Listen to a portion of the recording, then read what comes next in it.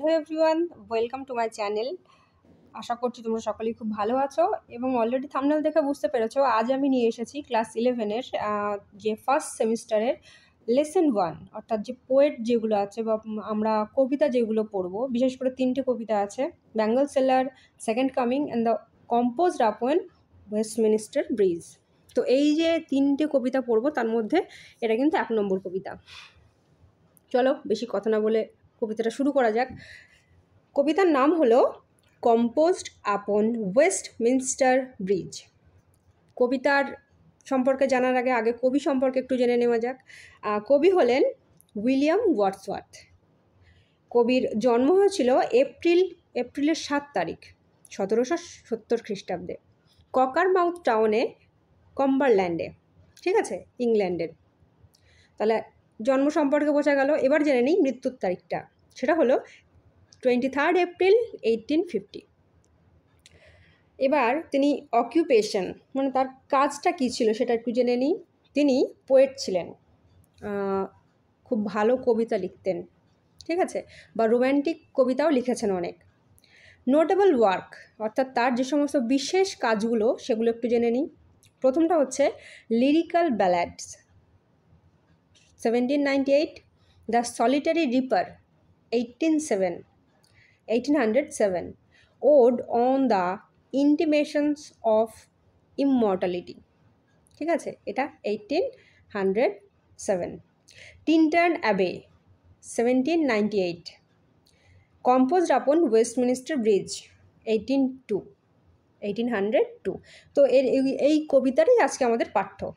এখন এছাড়াও তার আরও দুটো মানে বেশ নাম বা খ্যাতি পাওয়া কবিতা আছে, সেটা হচ্ছে I wandered lonely as a cloud 1807 and the prelude.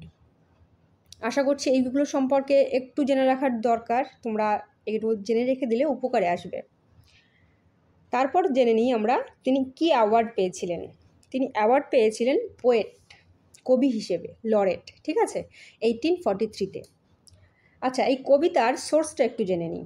কবিতার সোর্সটা হচ্ছে মানে কবিতা তিনি লিখেছিলেন, আমরা অলরেডি যেটা কবিতা বই আমরা যখন খুলেছি দেখতে পেয়েছি, সেপ্টেম্বরের তোমার 1802 তিনি কবিতাটা লিখেছিলেন। কিন্তু কবিতা পাবলিশ হয়েছিল বা তার এই পোমটা পাবলিশ হয়েছিল প্রথম ইন দ্য কালেকশন পোয়েমস বলে একটা সংকলনে মানে প্রকাশিত হয়েছিল, ইন 2 ভলিউমস, মানে 2টো সংকলনে, ঠিক আছে, 1807 খ্রিস্টাব্দে। আশা করছি এই পর্যন্ত বুঝতে পেরেছো, অসুবিধা হয়নি। তারপরে যেটা জেনে নেব সেটা হচ্ছে টাইপ। এই কবিতা যেটা আমরা পড়তে চলেছি এর টাইপটা কি? এই কবিতার টাইপটা হলো পেট্রাচান সনেট, ঠিক আছে, ইতালিয়ান।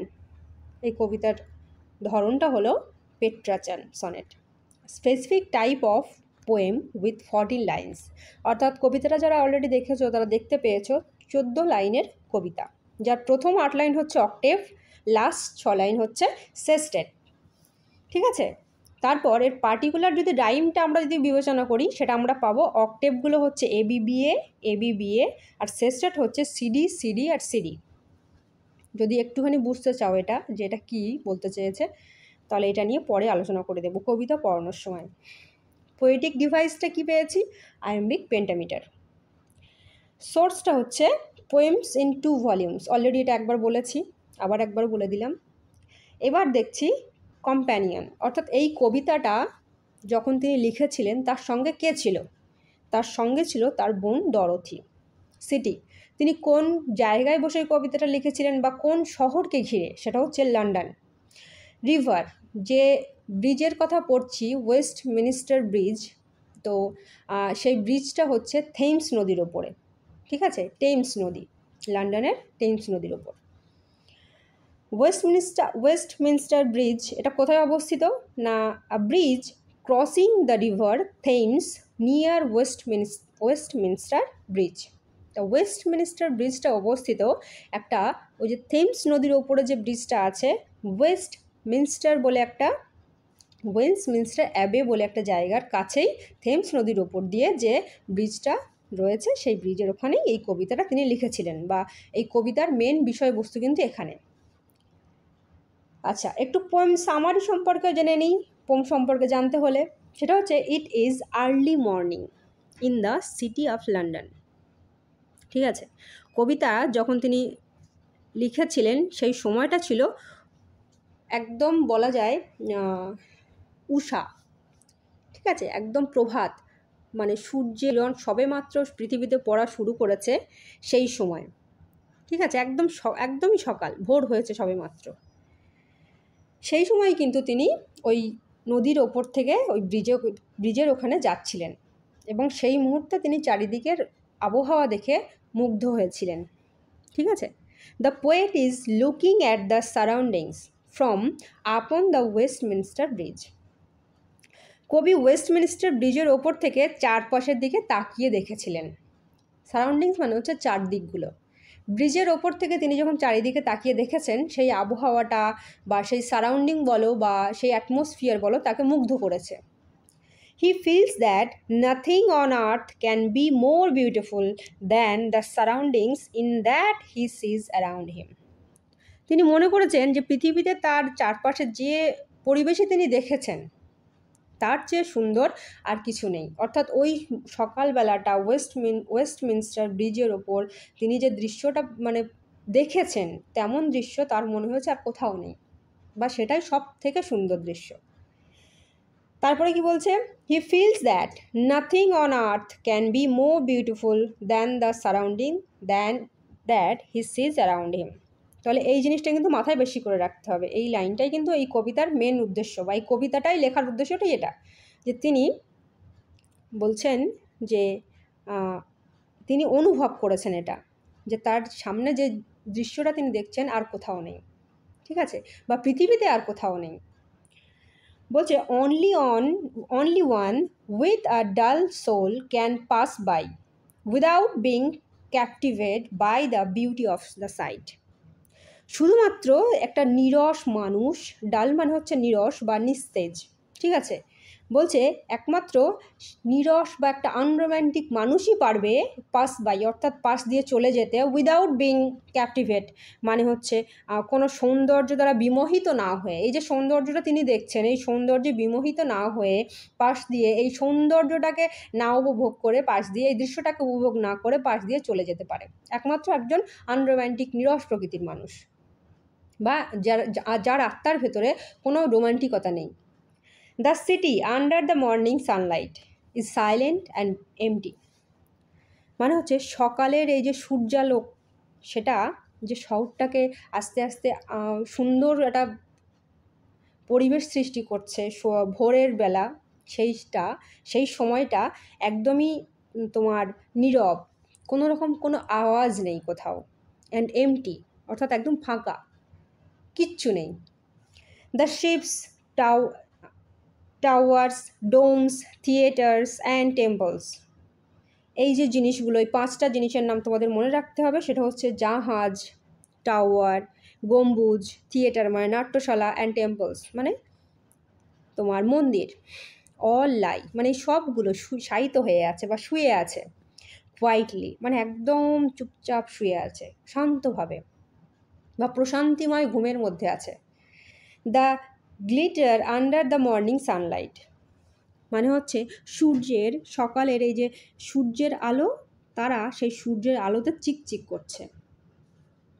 ঠিক আছে, তারপরটা দেখি কি বলছে, the air is without Annie smoke. The air is without Annie smoke. Air মানে হচ্ছে বাতাস, সেই সময়ের যে বাতাসটা সেটা কোনো রকম ধোঁয়া ছাড়া। এই কথাটা কেন বলেছে, তার কারণ হচ্ছে লন্ডন শহরে তখন একদম আর্লি মর্নিং, অর্থাৎ খুব ভোরবেলার দিকে, তখনও গাড়ি যাতায়াত করা শুরু হয়নি, কোনো রকম মানুষ ওঠেনি, মানুষ এখনও ঘুমিয়ে আছে। তাহলে সেই সময় কিন্তু কোনো রকম দূষণের কোনো রকম কিছুই শুরু হয়নি। দিনের বেলা যে আস্তে আস্তে যখন মানুষ ঘুম থেকে উঠে কার্যক্রম শুরু করবে, যানবাহন চলাচল শুরু হবে, সেই সময় যে দূষণটা শুরু হয় সেই দূষণটা কিন্তু তখনও শুরু হয়নি, বা দূষণ বাড়তে থাকে দিনে, যত দিন বাড়তে থাকে বা বেলা বাড়তে থাকে সেই সময়টা কিন্তু তখনও শুরু হয়নি। সেই কথাটাই কিন্তু এখানে বলা হয়েছে, the air is without Annie smoke, মানে সেই সময়ের বাতাসটা ছিল একদম দূষণমুক্ত বা ধোঁয়া মুক্ত। আশা করছি বুঝতে পেরেছ। তারপর দেখো বলছে উইদাউট অ্যানি ক্যাওস, কোনো বিশৃঙ্খলা ছাড়া বা কোনো উচ্চ আওয়াজ বা কোনো কণ্ঠ, কর্কশ কণ্ঠ বলো বা কোনো আওয়াজ বলো বা কোনো বিশৃঙ্খলা ছাড়া বলতে পারো। The sun is rising beautifully, the sun is rising beautifully, কোনো বিশৃঙ্খলা ছাড়া কি হচ্ছে, সূর্যটা সুন্দরভাবে উদিত হচ্ছে। রাইজিং মানে উদিত হওয়া, রাইজিং মানে উদিত হওয়া। Casting its light on the valley, rock and hill, অর্থাৎ এই যে উপত্যকা, ঠিক আছে, ভ্যালি উপত্যকা, রক মানে হচ্ছে কোনো রকম পাথর, অ্যান্ড হিল মানে পাহাড়, লাইট মানে আলো ফেলছে, সূর্য কোনো রকম বিশৃঙ্খলা ছাড়া উদিত হচ্ছে এবং কোনো রকম বাধা ছাড়া তার এই যে প্রথম কিরণটা সেটা বিভিন্ন উপত্যকা, পাথর এবং পাহাড়ে কী করছে না ফেলছে আলোটা। তারপরে দেখি কি বলছে, the poet feels a calmness never felt before. The poet মানে হচ্ছে সেই কবি, ফিলস মানে অনুভব করছে, আর কামনেস মানে প্রচণ্ড শান্তি অনুভব করছে, প্রশান্তি অনুভব করছে, নেভার ফেল্ট বিফোর, যেটা এর আগে তিনি কোনোদিনও অনুভব করেননি। অর্থাৎ কবিতাটা কিন্তু খুব সুন্দর একটা কথা বলছে, খেয়াল করো, কবি এর আগে কিন্তু অনেকবারই সূর্য উদয় দেখেছেন, প্রত্যেকটা মানুষই কিন্তু দেখে থাকে সূর্য উদয়, কিন্তু কবির মনে হয়েছে এই মুহূর্তে তিনি যেটা দেখছেন এমনটা তিনি আর কোনো দিনও দেখেননি, ঠিক আছে। অর্থাৎ এমন প্রশান্তি অনুভব করেন এই সময়ে যেটা তিনি এর আগে কোনো দিনও করেননি, অনুভূতই হয়নি। আশা করছি বুঝতে পেরেছ। তারপরে চলে যাচ্ছি,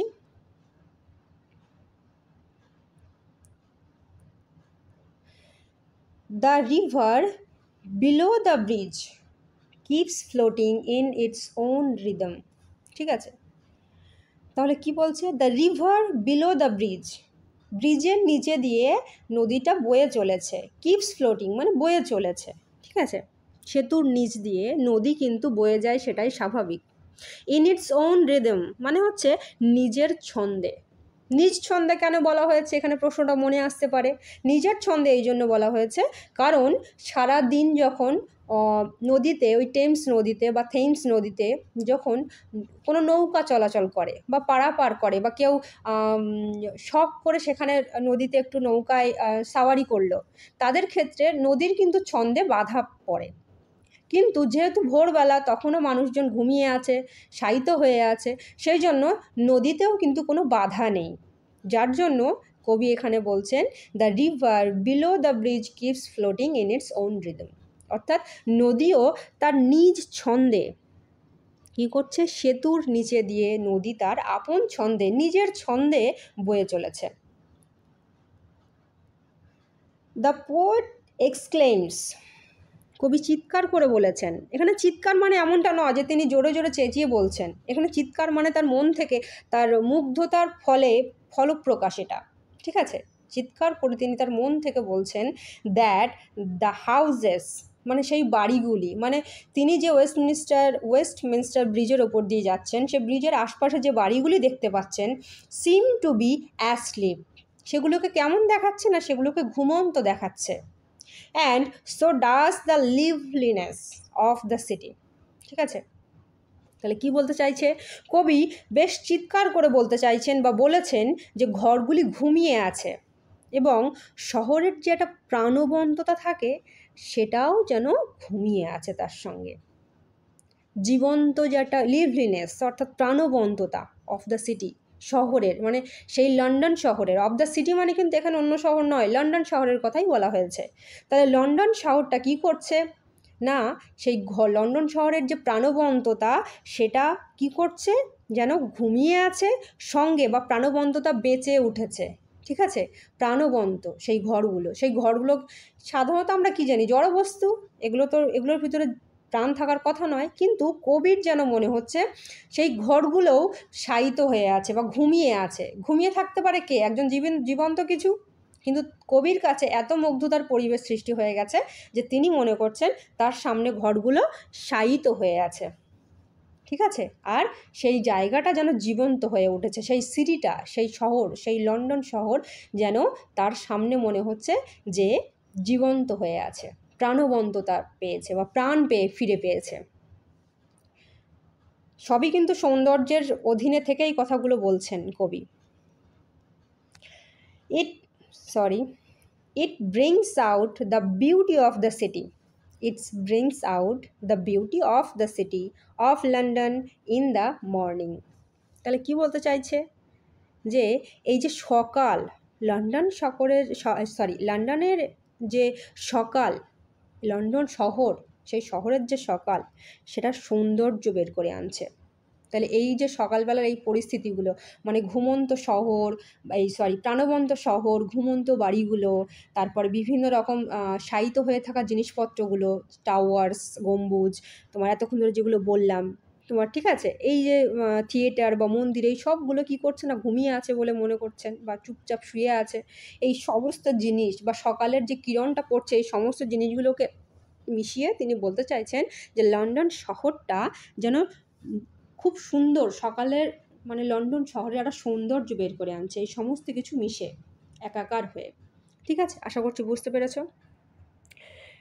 এবারে চলে আসছি কবিতায়। বলছে আর্থ হ্যাজ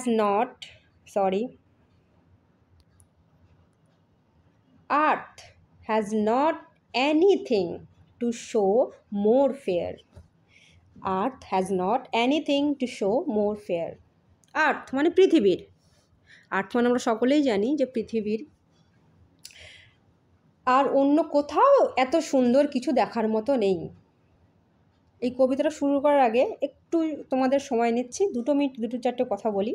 এই কবির এই যে কম্পোজড আপন ওয়েস্টমিনস্টার ব্রিজ, এর ইন্ট্রোডাকশনটা কিন্তু এমনভাবে করতে চেয়েছেন কবি যেন তিনি অতিরঞ্জিতভাবে কোনো কিছু কথা, তিনি অতিরঞ্জিত সুর দিয়ে কোনো কিছু শুরু করেছেন। অর্থাৎ এই যে পৃথিবীর আর কোথাও কোনো এত সৌন্দর্য নেই, এটা কিন্তু ভুল কথা, তারপরেও কবি অতিরঞ্জিতভাবেই বলেছেন।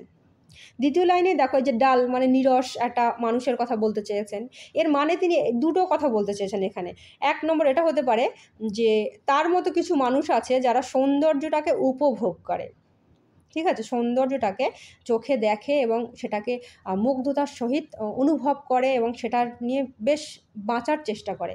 সঙ্গে আরও কিছু বিপরীত আর একটা মানুষ আছে এক ধরনের, যারা এই সৌন্দর্যটাকে উপেক্ষা করে চলে যায় পাশ দিয়ে, ঠিক আছে, আর কিছুই না, কিন্তু নর্মাল জিনিস একদম। আর যদি বলি ডেসক্রিপশন বলতে এই লন্ডন শহরের কিছু, যেটা আমরা অলরেডি কবিতায় পড়ব, আমরা কবিতাটা পড়ে নিয়ে ডেসক্রিপশনটা আমরা ডিটেলসটা লাস্ট দিকে বলবো, ঠিক আছে। আর কবির ইমোশনাল যে রেসপন্স আছে সেটাও আলোচনা করব। ইন্ট্রোডাকশনটা একটু জরুরি ছিল, ওই জন্য বললাম যে কবি তার কবিতার শুরুটাই কিন্তু করেছেন অতিরঞ্জিতভাবে তার সুরটাকে চড়িয়ে দিয়ে, যেটা আর কোথাও সৌন্দর্য নেই, শুধু এইখানেই আছে লন্ডনে, এইটা একটু অতিরিক্ত। তাহলে কি বলছে, earth has not anything to show more fair. পৃথিবীর আর কোথাও এত সৌন্দর্য আমরা দেখতে পাবো না, বা আর কোথাও নেই কবির মত অনুসারে, ঠিক আছে।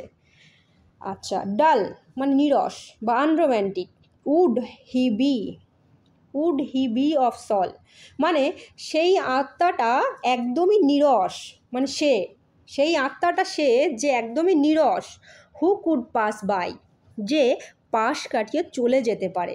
আর সাইট সো টাচিং মানে এমন একটা হৃদয়স্পর্শী দৃশ্য, মানে কি হৃদয়কে ছুঁয়ে যায় এমন একটা দৃশ্য। ইন ইটস ম্যাজেস্টি মানে এর নিজস্ব রাজকীয়তায় বা মহিমায় এই রকম একটা সৌন্দর্য যখন আমাদের সামনে হৃদয় মানে আমাদের স্পর্শ করে যাচ্ছে দৃশ্য, সেইটাকে যদি কেউ পাস করে যেতে পারে বা সেটাকে উপেক্ষা করে পাশ দিয়ে চলে যেতে পারে, তাহলে সেই আত্মাটা বা সেই তার আত্মাটা অবশ্যই কী হবে না, নিরস বা আনরোম্যান্টিক হবে। আশা করছি বুঝতে পেরেছো কবিতাটা কি বলতে চেয়েছে। তারপর দেখো বলছে দিস সিটি, এখানে দিস সিটি মানে কি, আমি আগেই বলেছি লন্ডনের কথা বলছেন। টেমস নদীর ওপরে যে ব্রিজটা আছে ওয়েস্টমিনস্টার ব্রিজ, সেই ব্রিজের কথা বলছেন, ঠিক আছে, এখানে সেই সম্পর্কে তো এতক্ষণ ধরে তিনি বলছেন। তারপরে দেখি বলছে নাও ডথ এখানে ডথ কিন্তু কবিতার প্রয়োজনে ব্যবহার করা, ডথ নয়, এটা অ্যাকচুয়ালি ডাজ মানে করা, ঠিক আছে। The city now doth like a garment wear, ঠিক আছে। The beauty of the morning silent bare, ভালো করে দেখো কি বলছে, the city now doth like a garment wear the beauty of the morning silent bare. এই যে শহর, যে শহরটার কথা তিনি বলছেন যেন একটা সজ্জা গ্রহণ করেছে বা পোশাক পরিধান করেছে, ঠিক আছে।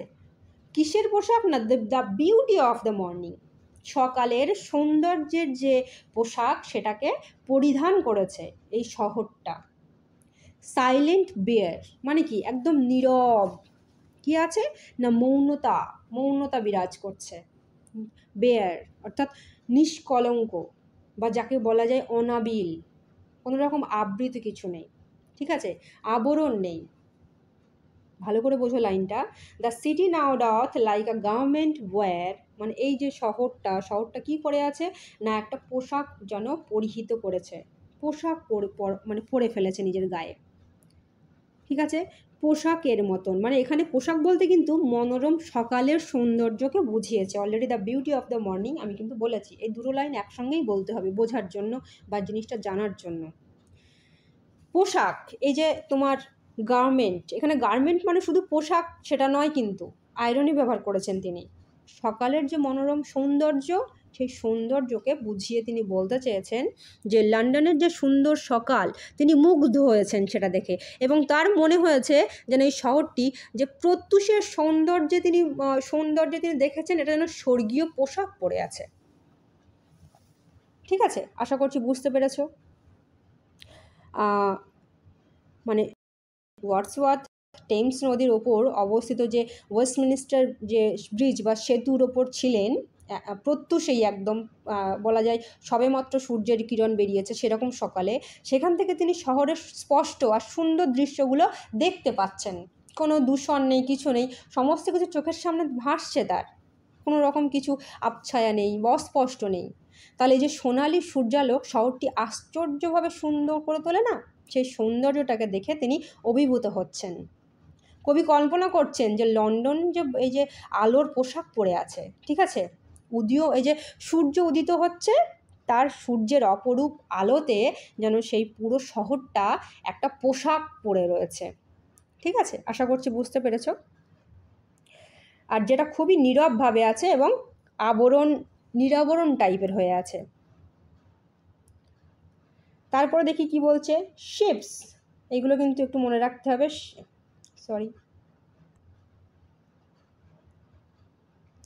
Ships, towers, domes, theatres and temples lie. Ships মানে জাহাজ, টাওয়ার্স মানে সুউচ্চ ইমারত, ডোমস মানে গম্বুজ, এখানটা একটুখানি স্পেলিং মিস্টেক হয়ে গেছে, গম্বুজ, থিয়েটার মানে নাট্যশালা, অ্যান্ড টেম্পলস মানে মন্দির, লাই মানে শায়িত আছে। তাহলে ships, towers, domes, theatres and temples কী করছে না, শায়িত আছে বা ঘুমিয়ে আছে, ঠিক আছে। এগুলো কি করছে, ঘুমিয়ে আছে, এরা কিন্তু জেগে নেই। কেন, কারণ এত ভোর ওই সময়টা যে এগুলো কোনো রকমভাবেই কি হচ্ছে না, যেন সাড়া পাচ্ছেন না। এর কথাটার মানে কিন্তু এটা।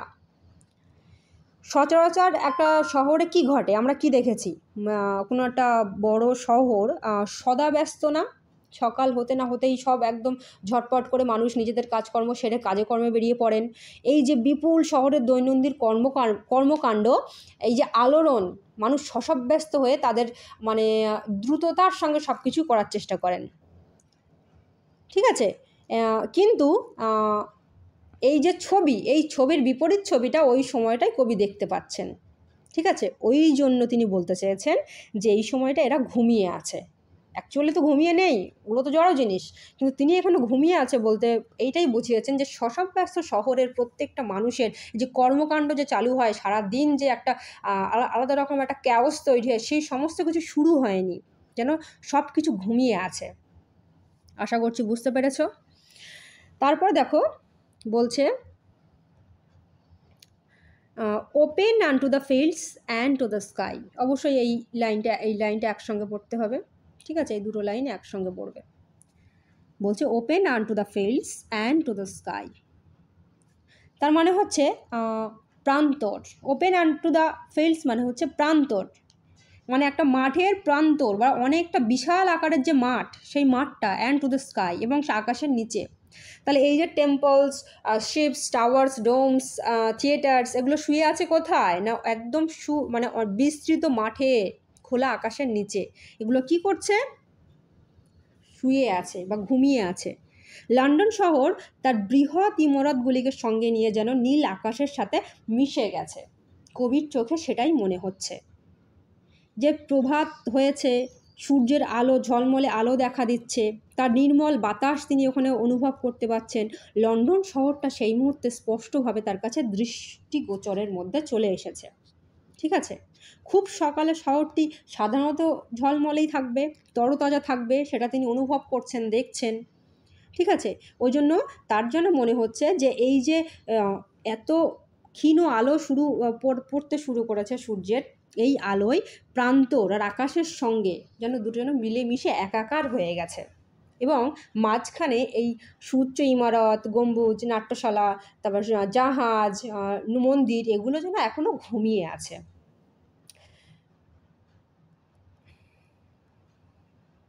তারপরে বলছে অল, অল মানে সব, সব কিছু।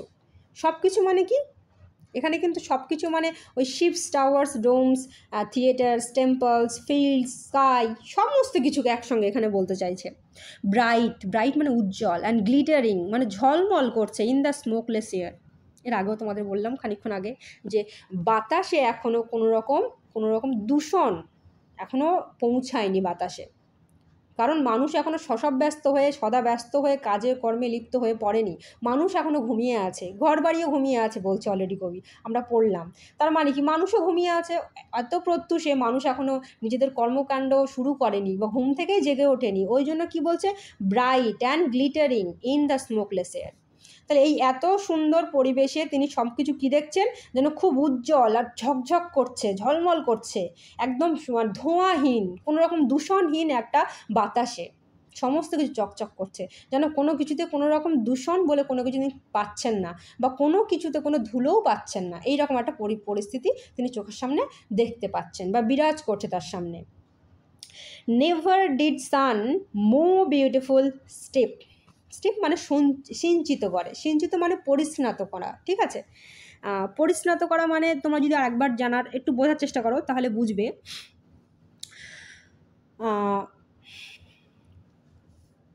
স্টিপ হচ্ছে, ধরো আমরা মাঝে মাঝে যখন বৃষ্টিতে ভিজে যাই তখন আমরা নিচে এসে বলি না, ধরো ছাদে জামা কাপড় তুলতে গেছি, নিচে এসে বলছি আমাদের জামা কাপড় সব একদম আমরা কাক ভেজা হয়ে গেছি, জামা কাপড় সব ভিজে তো গেছেই, নিজেরাও কাক ভেজা হয়ে গেছি। ঠিক এই সিঞ্চিত করাটা ঠিক তেমন টাইপের। নেভার ডিড সান মানে সূর্য কখনো করেনি, কি করেনি? সূর্য কখনো করেনি। মোর বিউটিফুলি মানে কি? এত সুন্দরভাবে, মানে আরও সুন্দর করে, মানে এতটা সৌন্দর্য কবির কাছে মনে হয়েছে যে এই রকমের আগে কখনো হয়নি। অর্থাৎ কবি আগে প্রায় সূর্যোদয় দেখেছেন, স্বাভাবিক, প্রত্যেকটা মানুষই দেখেছে, কিন্তু তার কাছে পরিচিত দৃশ্য হওয়া সত্ত্বেও এর আগে কখনো তিনি সূর্যের এমন অপূর্ব এই যে দীপ্তি বা এই যে আলোটা, এটা দেখেননি। তার মনে হচ্ছে যে এটি একটি অপরূপ দৃশ্য।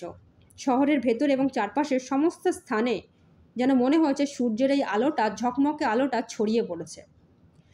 ঠিক আছে, এবং এই যে ছড়িয়ে পড়েছে, এই ছড়িয়ে পড়াটাকেই মানে পরিস্নাত করা টাইপের বোঝানোর চেষ্টা করেছেন, যেন ধুইয়ে দিয়েছে এই আলোটাকে দিয়ে। ঠিক আছে, ওই যে বললাম ছাদে জামা কাপড় মেলে দিতে গেছিলে, সেখানে বৃষ্টি এসে গেছে, তুমি পুরো কাকভেজা হয়ে নেমে এসেছো, তোমার গায়ের প্রতিটা লোম ভিজে গেছে, তখন আমরা কি বলি?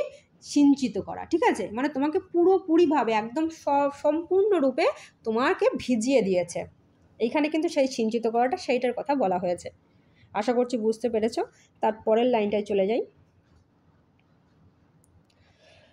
In his first Splendor, Splendor মানে কি?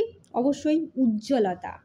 অর্থাৎ এই যে সূর্য যখন উদিত হয় বা সূর্য যখন আমরা উঠতে দেখি, তখন যে সূর্যের যে একটা সোনালি রশ্মি থাকে বা সকালের যে সূর্যের ঝকমকে যে কিরণ থাকে, তাকে বলা হয় স্প্লেন্ডার, অর্থাৎ উদিত সূর্যের প্রথম আলোক রশ্মি।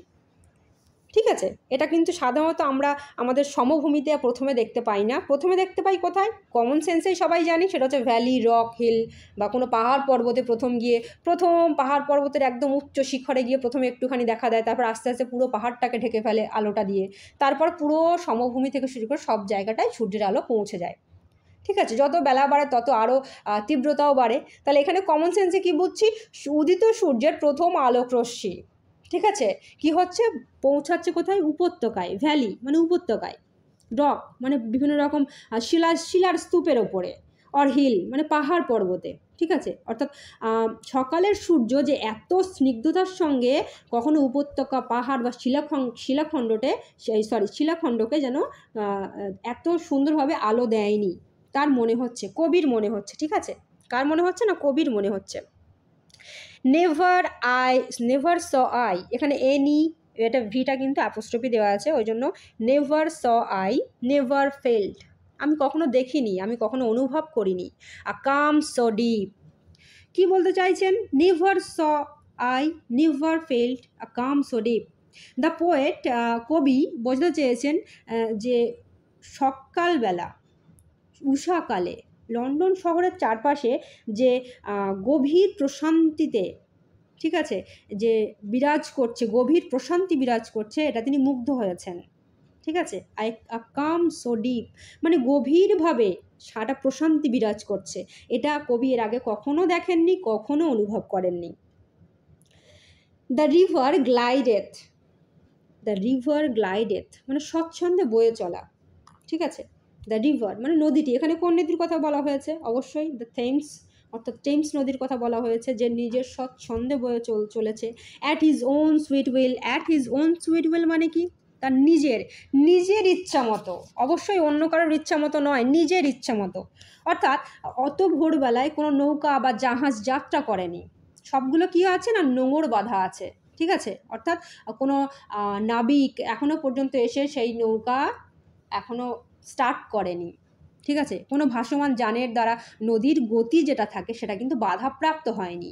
নদী বাধাহীনভাবে নিজের মত অনুসারে মানে কিন্তু এমনটা নয় যে নিজের মত দিতে পারে, হাওয়ার বেগ অনুযায়ী বা হাওয়া কোন দিকে চলছে সেই অনুযায়ী তো নদীর বেগ থাকে, বা ঝর্নার থেকে আস্তে আস্তে নেমে নদী সমুদ্রের মোহনায় মিলিত হয়, তো সেই বেগটা নদীর ওই মুহূর্তে একদম স্বইচ্ছায় নিজের মতন বয়ে চলেছে, কোনো বাধা বিপত্তি নেই। সেই জন্য কিন্তু এই কথাটা বলা হয়েছে, দ্য রিভার গ্লাইডেথ, নদী স্বচ্ছন্দে বয়ে চলেছে। At his own sweet will অর্থাৎ নিজস্ব ইচ্ছায়, অর্থাৎ নদীর নিজস্ব ইচ্ছায়, নিজের গতিতে নদী বয়ে চলেছে। তারপর দেখো কি বলছে, ডিয়ার গড মানে হে ঈশ্বর।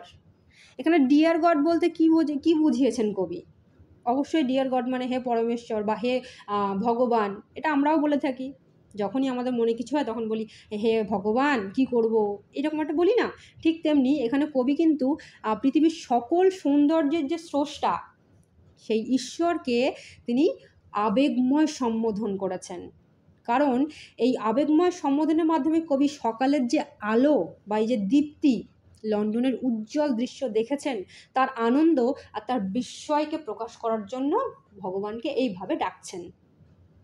একই সাথে তিনি দয়ালু স্রষ্টার প্রতি তার হৃদয়ের যে পরম কৃতজ্ঞতাবোধ আছে সেটা প্রকাশ করার চেষ্টা করছেন এই একটুখানি শব্দের দ্বারা, যে ডিয়ার গড মানে কি? তিনি প্রচণ্ড বেশি পরিমাণে আনন্দ পেয়েছেন বা বিস্মিত হয়েছেন যে এত সুন্দর একটা সাইট বা দৃশ্য থাকতে পারে, সেইটা ভেবেই তিনি এতক্ষণ ধরে আকুল মানে অনুনয় বিনয় করেই বলা যায় যে স্রষ্টার প্রতি তিনি কৃতজ্ঞতা প্রকাশ করেই ডিয়ার গড শব্দটা উচ্চারণ করেছেন। দ্য ভেরি হাউজেস, এখানে দ্য ভেরি হাউজেস মানে সমস্ত বাড়িগুলি। ঠিক আছে, সেখানে তার চোখের সামনে ওয়েস্টমিনিস্টার ব্রিজের তিনি যে ট্রেনে করে যাচ্ছিলেন, যে কোচে বসেছিলেন, সেখান থেকে যেটা তিনি দেখতে পাচ্ছিলেন যে বাড়িগুলি, সেই বাড়িগুলির কথা কিন্তু বলা হয়েছে এখানে। সিম অ্যাসলিপ মানে সেগুলো যেন ঘুমিয়ে আছে, যেন বাড়িগুলিকে তার কবির মনে হয়েছে যেন ঘুমিয়ে রয়েছে, ঘুমন্ত। ঠিক আছে, সমগ্র ধরো এই যে সমগ্র শহর তখনও কিন্তু ঘুম থেকে ওঠেনি, বারবার বলছি যে নীরব থাকে, শহরাঞ্চল বিশেষ করে ভোরবেলাটা নীরব থাকে, সেই তুলনায় কিন্তু গ্রামাঞ্চল ভোরবেলা কিন্তু যথেষ্ট মানুষেরই দেখা পাবে তুমি।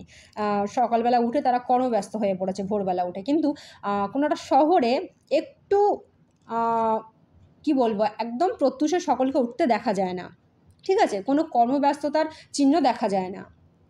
কারণ গ্রামের মানুষেরা সাধারণত চাষের সঙ্গে যুক্ত থাকে, সেই জন্য তাদের কিন্তু একটু সূর্যের আলো ওঠার আগে প্রচুর কাজ থাকে তাদের মাঠে, খেতে আর কি। কিন্তু যেটা শহরের মানুষের ক্ষেত্রে, তারা কিন্তু ওই ধরনের কাজের সঙ্গে যুক্ত নয় বলে তাদের আরেকটু পরে উঠলেও চলে। সেই জন্য এখানটায় বলেছে লন্ডন নগরীতে তখনও মানুষ ঘুমিয়ে আছে, কোনো কর্মব্যস্ততার চিহ্ন কবি দেখতে পাচ্ছেন না। ওই জন্য নদী অবাধে বয়ে চলেছে নিজের ইচ্ছা মতো, গির্জা গম্বুজ বা কোনো মন্দির সমস্ত কিছু, ঠিক আছে, যেন ঘুমিয়ে আছে, ঘরগুলো সব ঘুমিয়ে আছে, রাস্তায় কোনো চিৎকার চেঁচামেচি নেই, কোনো ক্যাওস নেই, ঠিক আছে। কলকারখানা তখনও চালু হয়নি, মানুষই ঘুমাচ্ছে, সেখানে কলকারখানা কী করে চালু হবে? তাই কবির মনে হয়েছে নির্জীব বাড়িগুলি পর্যন্ত গভীর ঘুমের মধ্যে আচ্ছন্ন হয়ে আছে। এবং অল দ্যাট মাইটি, মানে এই যে সমস্ত বিশাল, মানে বিপুল সংখ্যক জিনিস কি করছে? হার্ট ইজ লাইং স্টিল, মানে হচ্ছে শান্ত হয়ে ঘুমিয়ে আছে। এই কবিতার এই শব্দটার মানে কি বোঝাতে চেয়েছে?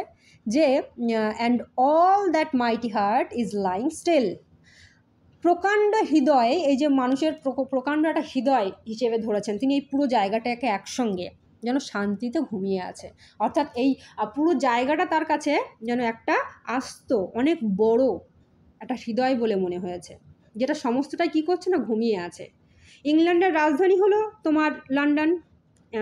এটা একটা রাজধানী যখন কোনোটা জায়গা হবে, তখন সেটা অবশ্যই প্রাণকেন্দ্র হয়ে থাকে, বা সেইখানটায় সবথেকে বেশি কর্মকাণ্ড হয়ে থাকে। যেমন আমাদের কলকাতা, তেমনি ওদের রাজধানী হচ্ছে ইংল্যান্ড। তো এইভাবে মানুষের ধরো এই মানুষের হৃৎপিণ্ড যেমন সবথেকে বেশি ইম্পর্টেন্ট, তেমনি রাজধানী হচ্ছে একটা দেশের সবথেকে ইম্পর্টেন্ট জায়গা। তো এই যে হৃৎপিণ্ড যেমন মানবদেহের অন্যান্য সমস্ত অঙ্গকে কী করে, সজীব রাখে, তেমনি লন্ডন শহর দেশের প্রতিটি অংশকে কেন্দ্র করে একটা সক্রিয় অংশ হয়ে গড়ে উঠেছে, এবং কি করেছে, সক্রিয় করেও তোলে, নিজে সক্রিয় হয় এবং সঙ্গে সকলকে সক্রিয় করে তোলে, ঠিক আছে। ঠিক যেমন আমাদের কলকাতা মহানগরী বলি আমরা, এই কলকাতাকে ঘিরে অনেক কিছু, তেমনি ওদের রাজধানী হচ্ছে লন্ডন। তাহলে শহরটা কতটা গুরুত্বপূর্ণ তোমরা বুঝতে পেরেছো। কিন্তু খুব সকালের এই লন্ডন বা কলকাতা কি হয় না, শান্ত থাকে, স্তব্ধ থাকে, যেন একটা প্রকাণ্ড একটা এই যে পুরো জায়গাটার স্পন্দনটা যেন স্তব্ধ হয়ে আছে, লাইং স্টিল, মানে শান্ত হয়ে আছে, একদম ঘুমিয়ে আছে। আশা করছি এই পর্যন্ত বুঝতে পেরেছো। আমি তোমাদের সঙ্গে বলছিলাম যে এই কবিতাটা পড়া হয়ে গেলে আমাদের কিছু জিনিস জানতে হবে, সেটা হচ্ছে কবির যে লন্ডন সম্পর্কে বর্ণনাটা তিনি কী দিতে চেয়েছেন সেটা একটুখানি বলি। তিনি বলতে চেয়েছেন যে লন্ডন শহরের সকালে কিন্তু সৌন্দর্য খুব সুন্দর হয়, তার কথা অনুযায়ী লন্ডন শহরের বর্ণনা দিতে গিয়ে জাহাজ, তারপর তোমার টাওয়ার, ডোম, থিয়েটার, টেম্পলস, এগুলো কি হয় না, নিঃশব্দে শান্তিতে শুয়ে থাকে। বায়ুমণ্ডল হয় কি হয় না, ধোঁয়াবিহীন, উজ্জ্বল এবং ঝলমলে। তারপর তোমার শিলা বা পাহাড় রৌদ্র স্নান করে। আর তারপরে নদী তার নিজের মনোরম ইচ্ছায় কুলুকুলু ধ্বনিতে কি করে না, বাহিত হয়। আর কবির যদি আমরা আবেগপ্রবণ ছাড়া যদি একটুখানি বিবেচনা করি পুরো কবিতাটার পর, তাহলে আমাদের কিন্তু আসে যে কবি একজন গভীর নিজেকে গভীর রোম্যান্টিকতার পরিচয় দিয়েছেন এখানে, সঙ্গে তিনি গভীর শান্তি অনুভব করেছেন ওই জায়গাটায়, খুব আনন্দ অনুভব করেছেন। তারপরে বলা যায় যে তিনি ভগবানের কাছে প্রার্থনা করেছেন, যে তার কাছে মনে হয়েছে যে এই জায়গার মতন সৌন্দর্য আর কোথাও নেই। এটা তারই অনুধাবন করা, ঠিক আছে, আমাদের নয়, কবির। তার কাছে মনে হয়েছে বাড়িগুলি ঘুমন্ত, তার কাছে মনে হচ্ছে পুরো শহরটা একটা দৃঢ়চেতা একটা হৃদয়ের সঙ্গে তার শহরের সঙ্গে তুলনা করতে ইচ্ছা হয়েছে, এত সুন্দর মনোরম পরিবেশ দেখে। তাহলে এত কিছু জানার পর আমরা কি বুঝলাম কবিতা সম্পর্কে? যদি কোনো রকম কোনো কনফিউশন থাকে অবশ্যই আমাকে নক করবে যেখানে খুশি। আর যদি পার্সোনালি কোনো কিছু প্রয়োজন হয় তাহলে অবশ্যই নক করবে কমেন্ট সেকশানে, আমি অবশ্যই তোমাদের যে কোনো সমস্যায় সাড়া দেবো। সাবস্ক্রাইব করে দিও, লাইক করে দিও যদি পছন্দ হয় কবিতাটা তোমাদের। আর খুব দ্রুত চলে আসবো তোমাদের প্রশ্ন উত্তর পর্ব নিয়ে। আর আজ এই পর্যন্তই। ওকে, বাই।